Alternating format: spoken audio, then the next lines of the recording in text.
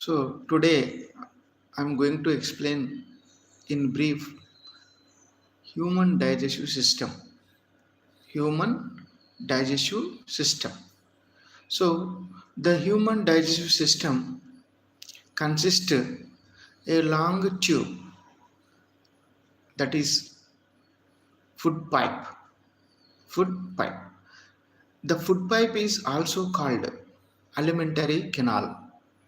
The food pipe is also called alimentary canal, or in some of the books they mentioned as gut. So the digestive system of human being have a important organ, that is alimentary canal or gut or food pipe. So now let us know what is the digestion.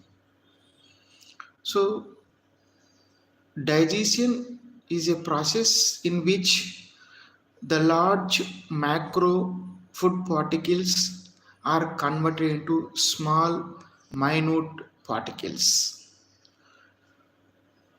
is called digestion.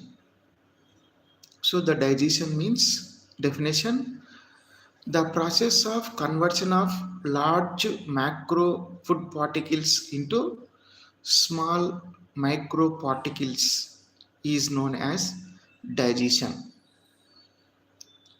So in digestion, the digestion involves two types of changes: physical changes and chemical changes. So let us know the parts of alimentary canal or food pipe or gut.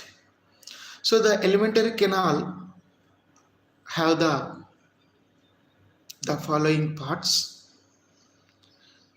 Usually it starts with mouth, end with anus. Start with mouth, end with anus. So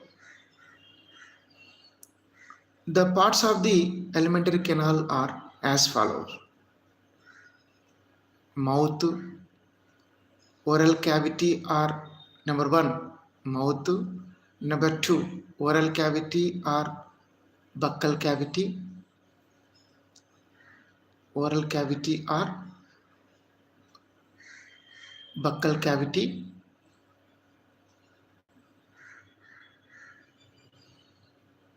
pharynx, esophagus, stomach, small intestine, large intestine, rectum, anus. So once again, the parts of the digestive system, that is alimentary canal. So alimentary canal have the first part. First one is the mouth, second one oral cavity or buccal cavity, third one pharynx, fourth one esophagus, fifth one stomach, sixth one small intestine, seventh one large intestine, eighth one rectum, ninth one anus. So now let us take the first part, mouth. So the process of keeping of football into the mouth is called ingestion. The process of keeping of football into the mouth is called ingestion. So after keeping the football into the oral cavity or buccal cavity, the football undergoes first physical changes. So physical changes mainly by the teeth. Physical changes mainly by the teeth. So we know that the human dental formula of teeth 2123 by 2123. 2123 by 2123. We know that there will be four types of teeth are there in the mouth, jaws. So these teeth are four kinds. They are number one incisors, number two scissors, number three molars, number four premolars. These four kinds of teeth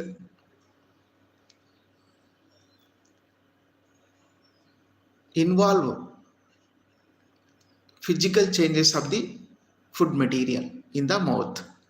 So there will be cutting teeth, piercing teeth, chewing teeth, cutting teeth, grinding teeth. By these four kinds of teeth, that is, we have ICPM, four kinds of teeth. ICPM means incisors, scissors, premolars, molars. Means cutting teeth, piercing teeth, chewing teeth, and grinding teeth. By these four kinds of teeth, the food bowl undergo physical changes and the large particles are converted into small, minute particles. So these are the physical changes. Now, what are the chemical changes in the mouth? So to the food bowl, saliva is added. So saliva is secreted by the salivary glands. These salivary glands located in the either side of the jaw. There will be three pairs of salivary glands are present. Three pairs of salivary glands. The names parotid glands, sublingual, submaximal. Three pairs. These three pairs of salivary glands secrete enzyme is called saliva or salivary amylase or ptyalin. So these are same. We should call as saliva or salivary amylase or ptyalin. But the function of this saliva enzyme is act on carbohydrates. Acts on carbohydrates. So whatever we take in the food bowl into our mouth, whatever carbohydrates are present in that, they may digest. Which enzyme? Saliva or salivary amylase or ptyalin. So So in the mouth, after completion of physical and chemical changes. So already I said physical changes by the teeth, chemical changes by the salivary amylase. It is an enzyme which is secreted by the salivary glands. Now, after that, you know that tongue also help in the digestion. It moves food bowl here and there in the mouth onto the teeth. So movement of the food materials in the mouth to and fro, up and down. The tongue should help. Now the food bowl after physical chemical changes undergone, now then we should call as a bolus. This bolus is enter into the pharynx. So pharynx is a junction where the air and food entered. Here epiglottis help to the prevent the not to enter food materials into the respiratory part, that is trachea, that is larynx. So epiglottis is a flap-like structure which prevent the not to enter food materials into the respiratory part. It allow only into the digestive part, that is esophagus.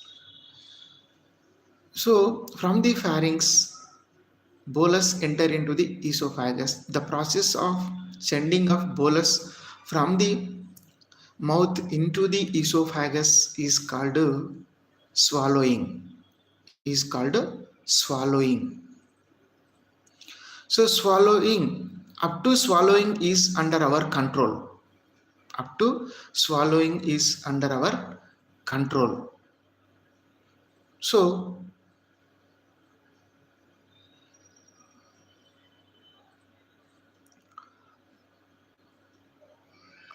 In esophagus, it is a long tube.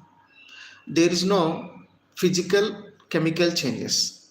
There is no physical chemical changes. So the bolus never undergo any physical chemical changes. Only it is a pathway to send from mouth to, that is, stomach.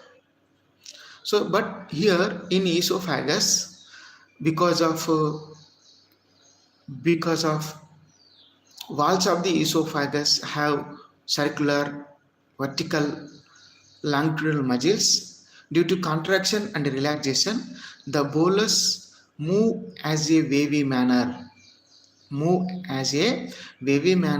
towards the stomach.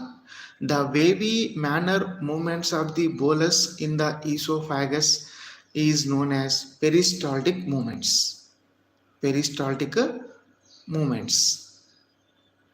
So it is important, that is peristaltic movements. Peristaltic movements means the wavy manner movements of the bolus in the esophagus is called peristaltic movements. So from the esophagus enter into the stomach, the bolus enter into the stomach. So here small amount of the bolus allowed to the into the stomach. A lid is called pyloric sphincter. Cardiac sphincter. Cardiac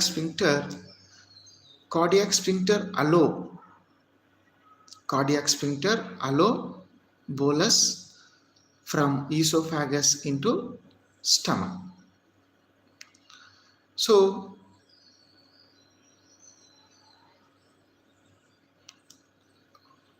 after allowing cardiac sphincter bolus from the esophagus into the stomach, now inside the stomach, let us know that stomach, it is a muscular bag which stores nearly 6 hours the bolus. But in the stomach, the bolus undergo physical and chemical changes. Bolus undergo physical and chemical changes. Now let us know what are the physical changes. So the walls of the stomach, due to contraction and relaxation, large particles of bolus convert into small particles.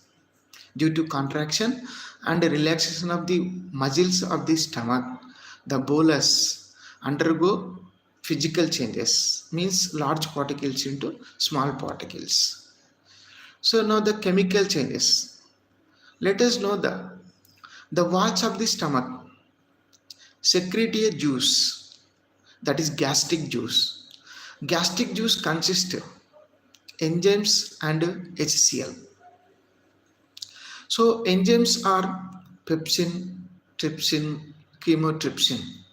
So these pepsin, trypsin, chymotrypsin convert to the proteins into peptones and peptides.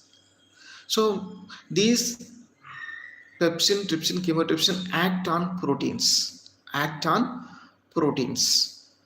So in the bolus, whatever materials that is regarding to the proteins, they are break down by these enzymes, that is pepsin, trypsin, chymotrypsin.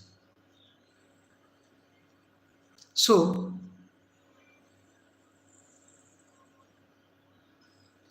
the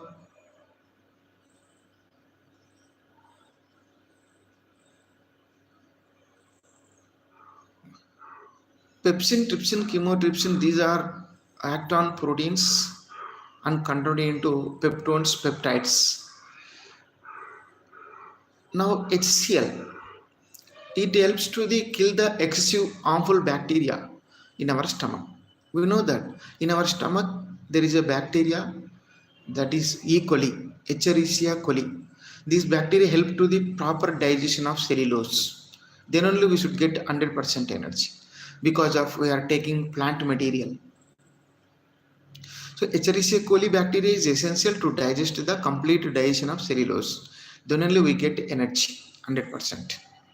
So but when the This bacteria is excessive. What happen?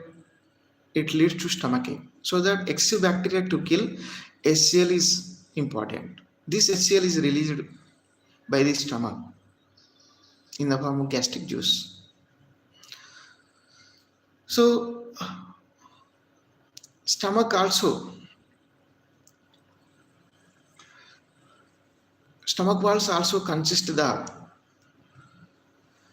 secrete the mucus. This mucus helps to the protection of walls against HCl. Mucus protect the walls of the stomach against the HCl activity due to acidity. Mucus is helps. So in the stomach, chemical changes, physical changes after undergoing. The bolus now it is called as a chyme. Now it is called as a chyme. Now the chyme is enter into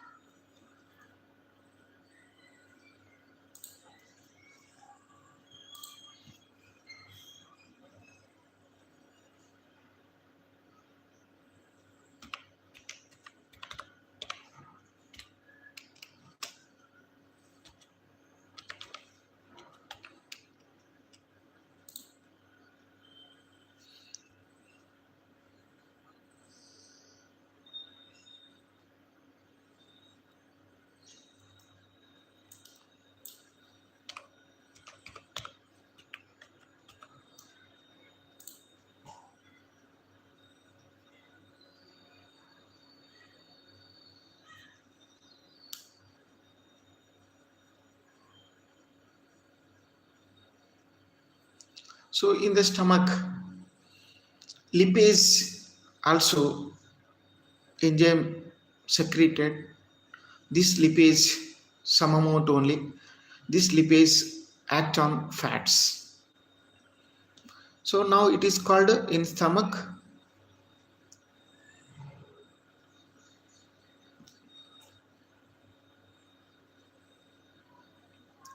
chyme, bolus now converted into chyme. Now this chyme is enter into the small intestine. Enter into the small intestine. So small intestine, the small intestine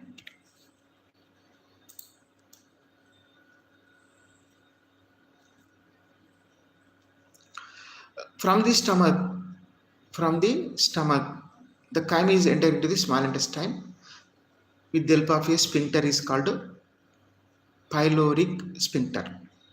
So pyloric sphincter helps to allow the chyme into from stomach to the small intestine. So the small intestine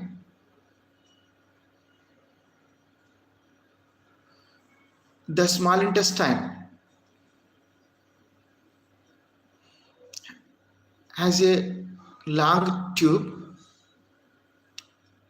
It is a long tube which consists of three parts: duodenum, first part; second part, jejunum; and third part, ileum. So the small intestine, it has three parts. The U-shaped first part of the small intestine is called duodenum. Second one, jejunum. Third one, ileum.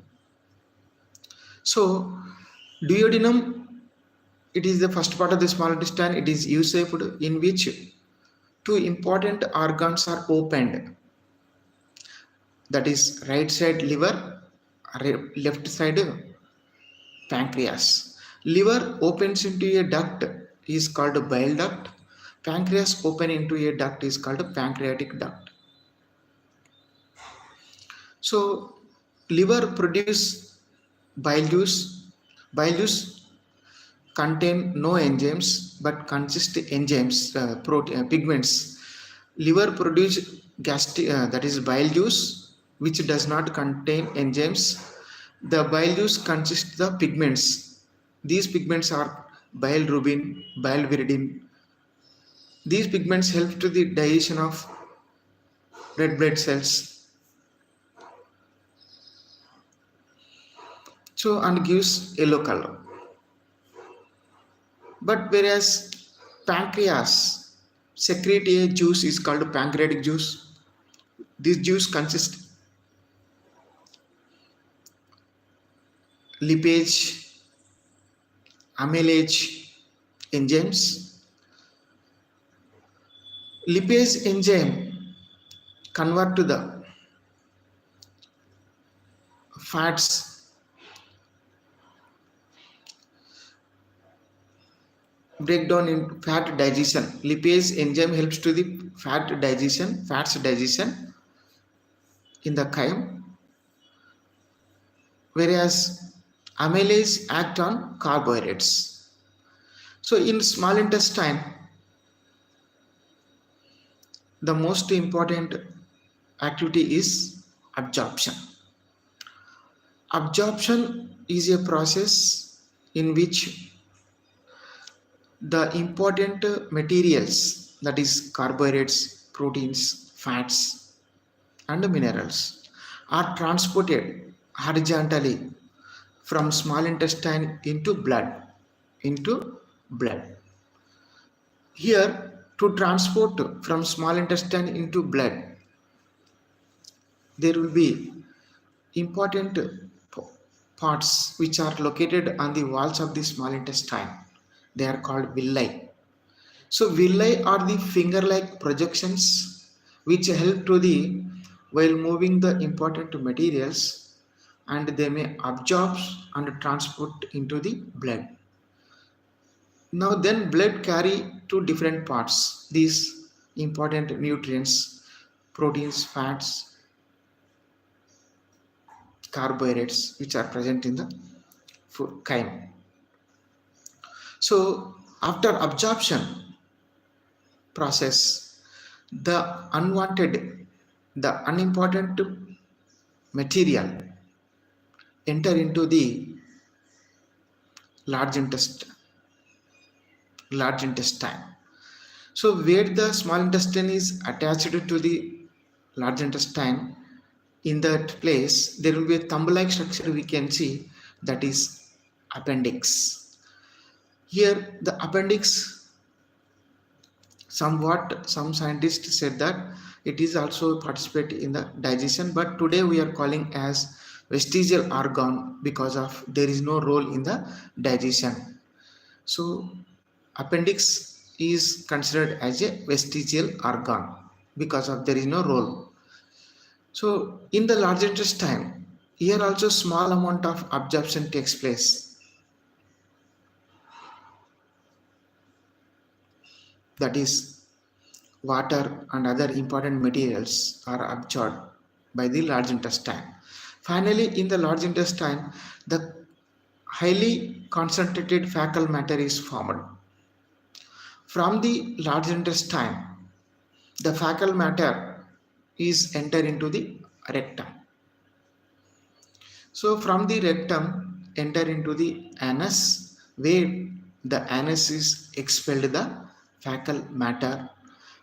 The anus is guarded by the two sphincters, primary sphincters, secondary sphincters. These are under control our nervous system. Opening and closing of sphincters are under control in adult, but in children's not under control. The process of expelling of fecal matter by the anus, that is by the organism, is called defecation. So this is the brief information about human digestive system.